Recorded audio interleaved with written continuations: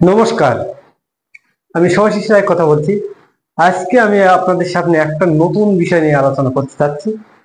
সেটা হলো এই মানুষের দুশ্চিন্তার কারণ। আমাদের কোন গ্রহের কারণে আমাদের মানসিক দুশ্চিন্তা বৃদ্ধি পায়?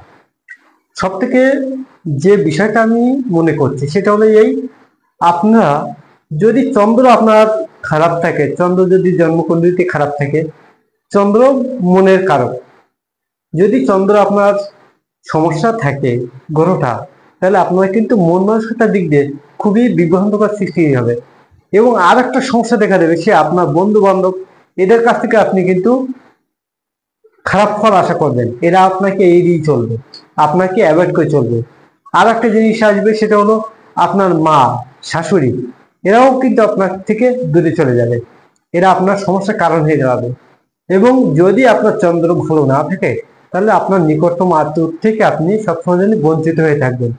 এটাই হলো মেন কথা। যদি চন্দ্র আপনার হাতে ভালো না থাকে, তাহলে কিন্তু ভীষণ মনের থেকে দুশ্চিন্তা এবং পারিপার্শ্বিক যে সমস্যাগুলো আপনার একের পর এক আসতেই থাকবে।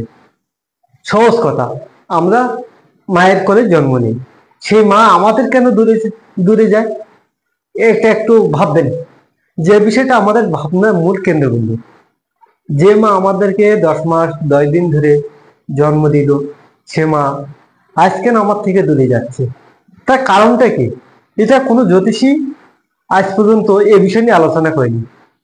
তাই বিশেষ করে এই বিষয়টা আমাদেরকে অবশ্যই স্মরণ রাখতে হবে, মনে রাখতে হবে, যে চন্দ্র যদি তোমার ভালো না থাকে, তোমাদের হাতে যদি চন্দ্র ভালো না থাকে, চন্দ্র যদি ভালো কুপ্রভাব মুক্ত না থাকে, চন্দ্রের সাথে শনি অ্যাফেক্টেড আছে কিনা এইটা দেখতে হবে। যদি চন্দ্র আপনাকে ভালো সাপোর্ট না দেয়, তাহলে আপনি কিন্তু অবশ্যই অবশ্যই তার প্রতিকার করে নেবেন।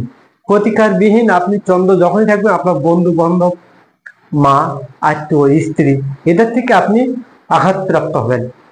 মনের কারক গ্রহ যেহেতু চন্দ্র, সেই চন্দ্র যদি আপনার ডিস্টার্ব থাকে, তাহলে আপনাকে তো অবশ্যই কষ্ট পেতে হবে। চন্দ্র খারাপ থাকলে আর একটা সমস্যা দেখা দেবে, আপনার বাড়িতে চুরি হওয়ার সম্ভাবনা থাকবে। এটা বিশেষভাবে আপনারা খেয়াল করবেন। চন্দ্র আপনাকে সমস্ত পথ থেকে বিপদ মুক্ত করার যেমন আশা করে থাকে, যাদের কাছ থেকে আমরা সবসময় ভালোবাসা পেয়ে থাকি, সেই ব্যক্তি যখন আমাকে ছেড়ে বা আমাকে অন্য চোখে দেখবে, তখন বলবেন যে আপনার চন্দ্র আপনার হাতে ডিস্টার্ব আছে। ওর সাথে শনিও ডিস্টার্ব থাকতে পারে। চন্দ্রের সাথে শনি যখন এয়ার থাকবে, তখন আপনার সংসার অভাব অনটন, ভালোবাসা নষ্ট হয়ে যাবে। একে অন্যের প্রতি যে ভালোবাসা থাকার কথা, সেই বিষয়টা কিন্তু আপনার থাকবে না, যেহেতু চন্দ্রের সাথে শনি অ্যাড আছে। যদি চন্দ্রের সাথে আপনার রাহু অ্যাড হয়, তাহলে আপনার আরো সমস্যা দেখা দিতে পারে। বন্ধু বান্ধব এরা আপনাকে ভুল বোঝাবুঝি সৃষ্টি করবে। যেহেতু কারণ চন্দ্র রাহুকে সবসময়, চন্দ্র রাহু এবং চন্দ্র এরা পরস্পর শত্রু, সেই কারণে আপনার এই সমস্যাটা আসতে পারে। রাহু সবসময় চন্দ্রকে গ্রাস করে। যখন চন্দ্র ঘরে রাহু থাকবে, তখন আপনার এই সমস্যাটা অবশ্যই দেখা দেবে। তাই ভালো জ্যোতিষীর পরামর্শ নেন, চন্দ্রের প্রতিকার করুন, এবং সঙ্গে সঙ্গে আপনার সমস্ত দিক দিয়ে দেখবেন একটা ভালো সময় চলে আসছে। যেটা আমরা কোনো জ্যোতিষী আজ পর্যন্ত চন্দ্রকে নিয়ে আলোচনা করিনি, আমি সেই বিষয়টা আপনাদের সামনে আলোচনা করলাম। এবং দেখবেন আপনার সমস্ত দিক দিয়ে ভালো হবে, যদি আপনার চন্দ্র ভালো থাকে। আর মেন কথা, বাবা মা, স্ত্রী, সন্তান, এদেরকে নিয়ে চলতে গেলে চন্দ্রকে অবশ্যই দরকার।